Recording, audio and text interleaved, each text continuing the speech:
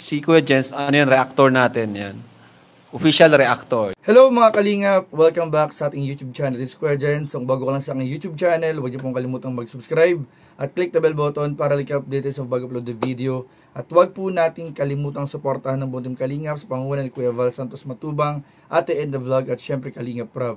At pakisuportahan din po ang aming mga kasamahan sa buong Kalingap. Nandiyan po ang K-Boys, Kalingap Partner, Kalingap Reactor at lahat po ng charity vlogger sa buong Pilipinas na tumutulong sa mga kabayan nating nangalat may hirap. Suportahan po natin lahat guys. So ngayong araw mga Kalingap ay meron po tayong bibigyan ng reaction video at meron din po tayong announcement at update mga Kalingap para sa mga naghihintay naman po ng balita kung sino-sino na nga po mga Kalingap ang official pong makakasama sa Baguio City. Kaya tutukan nyo po itong mga Kalingap, itong vlog natin to, simulan nyo po hanggang matapos dahil mamaya po mga Kalingap ay malalaman po natin ang mga official po makakasama sa Baguio City mga Kalingap sa susunod na araw. At meron din po mga Kalingap announcement o nalaman din po natin mga Kalingap na meron po pala mga Kalingap, Kalingap Angels na hindi po makakasama sa Baguio City. So ano nga ba mga Kalingap o sino-sino nga ba ito mga Kalingap? Panoorin po natin mamaya-maya, pero bago yun, panoorin po muna natin ang pagbisita po nila Kalingap Prab, kila Ingkit,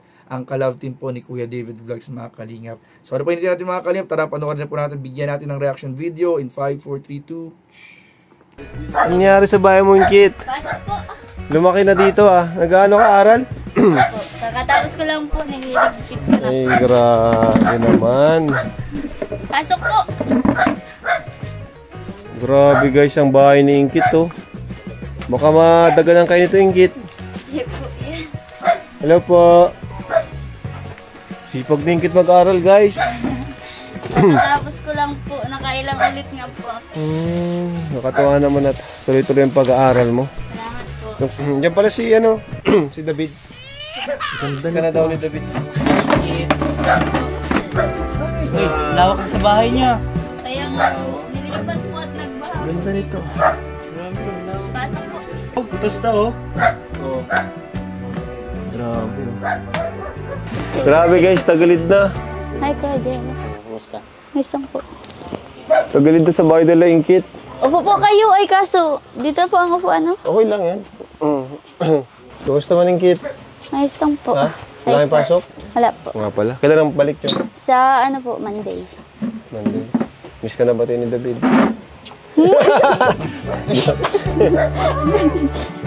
Sino kasama mo ngayon dito? Sila nga po. Si Papa po nagkukuha po ng gulayin.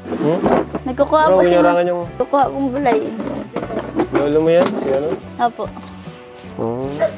Kamusta po kayo po? Okay naman. Nalit nga kami dito. Nagpunta pa kami kina Biancy. Alas lang po. Akala nga po namin, hindi po kayo matutuloy? Hindi. Nagsabi baga ako sa'yo na pupunta kami. Opo. Ang pinagkakaabalahan mo? School? Nagawa po ako ng project po. Ha? Nagawa po akong project. Ano nga po ay, isang araw ko po yan ginawa, tapos ang pangit pa din. Sipag mo naman mag-aaral? Hindi naman po. Kumusta man yung pag-aaral mo? Okay naman? Masaya ka naman sa... Opo, masaya po. School. Kasi po madami na rin po akong kaibigan. Tsaka po syempre po iba na din po yung experience po baga na makapagpasok ulit sa sa school po.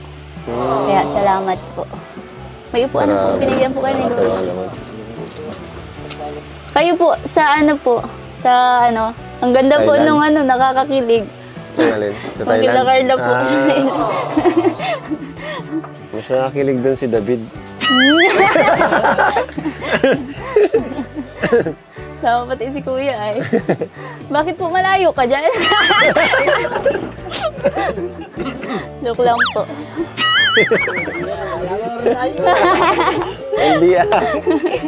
LDR ata kayo ay. Hindi po, lang po, nagkakahiyaan lang po. Minsan lang po kami magkita ni Kuya ay. Kamusta po, Kuya? Oh, mag-usap na kayo.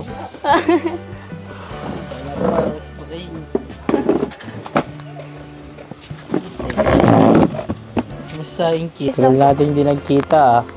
Kaya nga po. Kamusta po ang buhay-buhay? Ayos lang. Kumusta ang school? Okay naman po, kaso medyo Takot po kasi akong magsalita po sa madaming tao.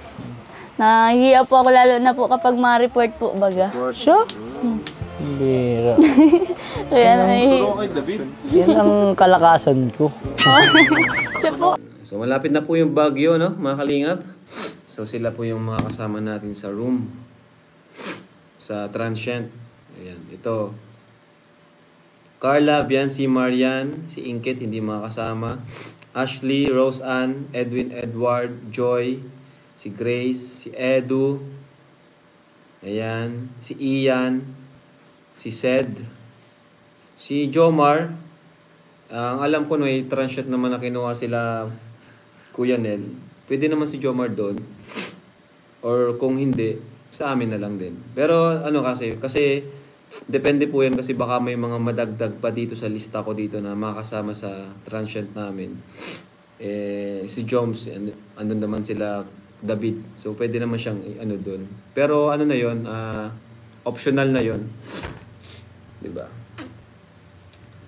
Ayan, si Pau Pau, si Kakay, si Kuya Bal, Ate Edna. May mga kanya-kanyang rooms naman. Ayan. Si ano rin, si yung kasama nila Edwin, si JP. Pinasama ko na rin po.